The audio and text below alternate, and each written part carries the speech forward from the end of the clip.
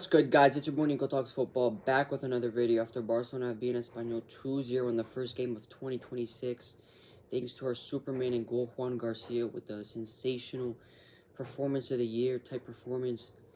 Barcelona with a very difficult game, obviously. They didn't control the game. It was really Espanyol with a better team. They had better chances. They created more chances, and overall, they looked like the better side.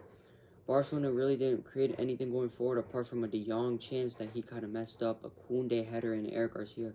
That was to be fair, that was a really big chance, but keeper ended up making a great save for Espanyol. They had like 3-4 clear chances from my boy Roberto for Espanyol. I know he's already getting cooked. He missed like 3 chances on his own, like 2 1v1s, 1 point blank. Joan Garcia and then he made that save on Carlos Romero off the header. I honestly think that's the best save I've ever seen in my life. Bro, the type of timing Joan Garcia is on. And then overall, it's just Espanyol were dominating until Barcelona. In the impact subs, Fermin Lopez comes on, Dani Olmo comes on, Lewandowski comes on, and Fermin Lopez with the second assist, sensational assist from Fermin Lopez. The first one, sensational finish from Dani Olmo as well. Both of our attacking midfielders with sensational performances off the bench helping Barcelona win this game. The first goal, Fermin Lopez with a great touch. He kind of takes it with the outside of his foot, turns the defender, penetrates the defense, waits for the defenders to commit, and then plays the ball outside to Dani Olmo. And Dani Olmo, curling effort, top bins. What a goal from Dani Olmo, my God. That was just what we've been waiting to see from Dani Olmo all season, and Fermin Lopez as well. Those two combining for a great goal. And then the second goal to wrap up the game, Fermin Lopez takes the ball, beats his defender down the line, ends up beating him from pace as well, cuts the ball back, a great cutback to Lewandowski, and Lewandowski just rolls it in kind of with a chip. I mean, Fermin Lopez there, great stuff, and then Lewandowski to put it away. Overall, it was a very difficult game, but these are the games that win league titles. This is a game that might have just helped Barcelona win this year's league. We'll see how it goes. Real Madrid play tomorrow against Real Betis, but overall, very happy with the result. The performance wasn't great at all from Barcelona, but we move on now. We have the Super Cup, so time to turn the page and go into the Super Cup. Kind of shift our focus away from La Liga, but very good win against Espanyol, who Espanyol are 5th in the league. A lot of people think Espanyol is some kind of like trash team. Espanyol is 5th in La Liga. They obviously are a very good team. They have some very good players, and playing away at Espanyol is very difficult. So, big win for Barcelona. Get into the players. Let's get into the players. First of all, in goal, Jesus, Superman, Joan Garcia, 10 out of 10 performance, best performance arguably of the year from any Barcelona player. I mean, the Carlos Romero save, I can't get over that save where Carlos Romero heads it and then Joan Garcia just taps it over. That is honestly one of the best saves I've ever seen in my life. Like, this guy literally single-handedly. Like, how good your reflexes have to be to make that save. His reflexes are like 0.01 seconds. Sensational from Joan Garcia. And then the save he makes from Romero where Roberto, he cuts through 2 Barcelona players, Koundé and Eric Garcia, makes them look like clowns. Cuts through both of them, has a one-on-one with the keeper, tries to take it around the keeper, which in my opinion is the correct decision. Joan Garcia lays a whole arm out, gets his whole arm out, and prevents Roberto from rounding him. I don't even know, that save, plus the Romero one, and then the one on, he also had another save on Romero where he tips around the post, and then he had another save on Roberto, the one-on-one, and then the one-on-one where he pushes Martin. Martin almost died because Joan Garcia literally pushed Martin. He forced Martin to make the block. Joan Garcia makes the save off the one-on-one, and then the ball falls, rebound to Romero, and then he literally pushes Martin towards the ball. Martin almost he did end up getting injured, Martin, in that play. That was just, when I saw that, I was like, Superman, really. We really have Superman in the net. Sensational from Joan Garcia, 10 out of 10 performance. We move on to the back line. Koundé, first of all, the fullbacks with Jules Koundé. I thought not bad from Koundé. I thought it was one of his better performances, but he didn't look great going forward, and defensively, he kind of looked shaky as well. So, I mean, he was a little bit better going forward than defensively, but still not the best performance from Koundé, but overall, I don't think he was that bad. I think he had some good moments. Pau Cubarsí, I thought Cubarsí actually had a really good game today, making some good clearances, some good tackles as well. I thought he was really commanding the back line. I thought he was kind of the leader today. over Gerard Martin. I thought Gerard Martin, we'll get on to him, but I thought Kubarsi was much better than Gerard Martin, and overall, I thought he played pretty solid. Arguably one of the best out of the back line today, along with Balde, in my opinion. Move on to Gerard Martin. I thought Gerard Martin it wasn't his best game. Maybe it was after maybe he got a knock after Garcia pushed him, but overall, I don't think it was the best game for Martin. But let's be honest, the only reason Gerard Martin is playing center back for Barcelona is because he's left-footed, and he could play the left center back position. And to play the left center back position, you need to be left-footed, really. Or it's ideal that you're left-footed. That's the only reason Gerard Martin's playing in the left center back position.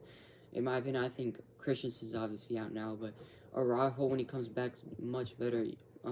Even Eric Garcia at the back. I mean, the only reason Gerard Martin is playing there is just purely because he has a left foot.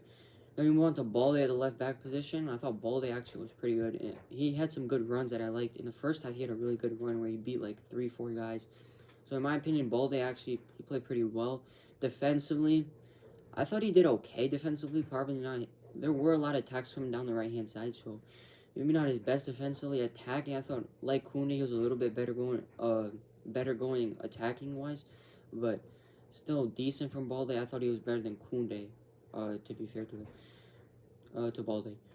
Now into the midfielders. CDM, first defensive midfielder, Eric Garcia. I thought he was better than De Jong. I thought he was the best starting midfielder today. I thought Eric Garcia was pretty good. The tackles that he was making, overall, he was just controlling kind of, but I thought defensively he was really good, so that's what pushed him really, because it's really, like, Eric Garcia and De Jong both really need Pedri next to them to help control the game. Like, none of them can control the game on their own. Like, they each need a Pedri in there. So, obviously, De Jong and Garcia doesn't really work as a double pivot, but I thought Eric Garcia wasn't that bad. I thought De Jong was a little bit worse than Eric Garcia, but still, he had some good moments. Especially in the second half, he had some good turns, he played some good balls out wide, too, to Lamine Yamal and stuff. So, overall, not bad from De Jong either, but I think once Pedri comes in that midfield, it's going to be a whole different, it's going to be much better. It's going to be interesting to see, though, if it's going to be De Jong or Eric Garcia next to Pedri, so we'll see. In my opinion, right now, it should be Eric Garcia, but as the season goes on, I think De Jong's going to take over that spot, and maybe Eric's going to drop to right back or center back, but we'll see. Next up in the attacking midfield position, it was Rafinha. Rafinha, to be fair, not good at all today, in my opinion. I thought he was sloppy. He had some okay passes, but overall, I mean, it's not even his fault because attacking midfield isn't Rafinha's position. We know Rafinha is better as a right winger or left winger, so I don't know why Hansi Flick keeps on playing Rafinha on the attacking midfielder position. I think, I know why he's doing it. He's doing it so he can put Rashford outside, because Rashford also has had some good numbers and he's playing well. So he doesn't want to bench Rashford, but in my opinion, Rafinha is better than Rashford, so you got to just play Rafinha on the left, or put Lamine Yamal on the 10. If you want to play Rashford, put Lamine Yamal in attacking midfield and put Rafinha on the right, because Rafinha, in my opinion, is even better on the right. But if we're talking purely left winger, Rafinha is better than Rashford, so you're just going to have to play Rafinha in the left wing and just put Rashford on the bench or even play him striker. That's how football works. And we all know this, Rafinha, I don't know but from what I see, even though he's Brazilian, Rafinha does not have the flair to play an attacking midfielder. Attacking midfielders need to be like Fermin. They got technical ability, be able to, their dribbling has to be exceptional, their playmaking has to be exceptional. I don't think Rafinha has that kind of, the flair and the dribbling and he's more of a direct player. He's not, a technical, tidy player, in my opinion. He's more physical, and he likes to run at the defense, so that's why he's better off at the wings. So, overall, it's just not his position, and I don't think he was good either. Now we move on to the wingers. Lamine Yamal on the right. I thought it was an okay game for Lamine Yamal. I would say he was the best player out of the front four. Out of Ferran, Rashford, and Rafinha, I thought Lamine Yamal was the best, but still not the best game for Lamine Yamal. He did have that really good pass to De Jong, which also De Jong, I don't know what he's doing there, trying to backheel that, I don't know if he thinks he's Ronaldinho or something. He thinks he could just pull off these backheels. De Jong should just hit that first time, in my opinion. So overall, I thought that was a very good pass from Lamine, but other than that, a lot of times from Lamine Yamal, he's just crossing the ball without anyone in the box. He's just doing it to cross. He has no really, intention behind his cross. He just does it. And that's what he kind of, I want him to be more, intentional with his passing. Then move on to the left wing, Rashford. But this guy is so buns, bro. Rashford is so trash. This game today just proved that Rashford is just a GA player this season. He hasn't even been that good going forward. His dribbling is kind of like his dribbling is non-existent at times. His runs in behind are non-existent. The thing with Rashford that has me so confused is he doesn't want to play defense, but he doesn't want to play. He doesn't want to attack either. Like he doesn't want to make any runs in behind. He doesn't want to be a threat. He just wants the ball at his feet and to dribble. And when he does that, it doesn't even end up happening. So it's like he's useless pretty much. Rashford in this game ended up being useless. In my opinion, he ended up causing Barcelona more harm than good. That's why he was hooked at halftime. Because like he was honestly the main problem for Barcelona, not tracking back, not providing any width for Balde, no option for Balde. Like, it was just Balde on his own on the left wing. So, I mean, Rashford didn't provide anything. This guy, he's kind of fooling us Barcelona fans with his goals and assists this season. But in my opinion, he's not a great player. Then we want the striker position. Ferran Torres just has the more we go, it just keeps on getting more down and down. It just keeps going more downhill with Ferran Torres and his stinky performance today. I thought Ferran Torres was not good either. His touches were all over the place. He wasn't making any runs. The runs that he was making weren't really coming out for him. He had no really chances. He had no final output. So overall, he was kind of useless. Along with Rashford, I mean Rafinha, Rashford, and Ferran Torres today, I would say were useless. Lamine Yamal did do some good stuff. Then we got onto the subs. Fermin Lopez and Olmo. I don't know. It's like playing chess with these guys. Like, one game, they'll be the worst attacking midfielders, and the next game, they'll turn into prime R9 in Ronaldinho, like Kaká. Fermin Lopez, one day looks like Kaká, and then the next game, he looks like a washed, like a washed player in there. But I don't even know. I thought Fermin Lopez he had a really good game. Obviously, like, especially towards the end, like, overall, it wasn't like a dominant 45 minutes from Fermin. It was more just, he did what he had to do. He made a great turn, set up Dani Olmo with a great goal, and he set up Lewandowski as well. So it was more so just he had two brilliant assists that just capped off a great performance from him. And then Dani Olmo, the same thing. Like, he didn't look like exceptional, but the goal he scores, I mean, top corner from that angle, like, that is just world class. Like, there's not a lot of players in the world that can hit that ball top bins like that. Like, you just got to give them their credit. I thought they were the two best players behind Superman and net today. Fermin Lopez and Dani Olmo, best players today, in my opinion, even though they came off the bench.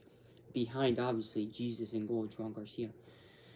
And that's, who else came on? Oh, yeah, Lewandowski did get a goal, to be fair. Other than that, he did nothing. The big thing in Barcelona is who's going to be the starting striker, because, like, neither Ferran Torres or Lewandowski is doing anything up front. They're both useless, like, and then Barcelona shouldn't sign it. They can't sign anyone now in January because there's no strikers available. Julian Alvarez, he's already Atletico in mid-season. Like, you're not going to sign him. So, for Barcelona, it's kind of just like you're going to have to ride with Ferran Torres and Lewandowski at the striker position and just hope for the best. Even though that's, like, you're not going to get a lot of output. But we all know this, too, with Ferran. His best position is off the bench. Ferran Torres should be coming off the bench. He does so much better, scores more goals off the bench. So, that should be kind of something that Flick should keep in mind. Also, who else came in? And it was Dani Olmo, Fermin Lopez, Lewandowski came in, and am I missing someone? Left back, right back, center backs. Who else came in, yo? Oh, Pedri. Yo, Pedri came in. Let's not forget, Pedri Gonzalez came in. Not the best display from Pedri, but I thought he was okay. Has a good pass to Lamine Yamal, to be fair with that. Ended up resulting in him going forward and having a chance too, but it didn't quite fall for him. But overall from Pedri, I don't think he was too bad. A little bit rusty, but it's alright. Pedri, next game, obviously, he's going to start. He's going to put in like a 10 out of 10 performance. But overall, that's going to do it for today's video. Do not forget to comment Joan Garcia in the comments. Our guy with the sensational performance, Joan Garcia. This guy, just don't forget, go on TikTok, watch some Joan Garcia edits before you guys go to bed, because he's really starting to become one of my favorite Barcelona players. This guy, he came into the stadium. Also, Barcelona buying Joan Garcia for 25 million euros has to be one of the best deals in the last decade of world football. No, let alone Barcelona, even though Barcelona have made some trash signings, in the whole world of football, 25 million for Joan Garcia is a bargain. Barcelona, Joan Laporta and Deco should be proud of themselves for that. I don't know how they convinced Espanyol to give only 25 million for Joan Garcia, but that'll do it for today's video. Hopefully more content. I'll make a video about the, obviously, next game, Bilbao in the Super Cup. I'll make, obviously, a match review about on that game, maybe a preview, we'll see. But big game coming up for Barcelona. Now we shift focus to the Super Cup, which our first shot at winning a trophy in this season, in the 2025-26 season. We'll see if Barcelona can get it done, but big step, and we'll probably either play Real Madrid in the final, which will be big. So I'll see you guys soon, and until then, Nico out.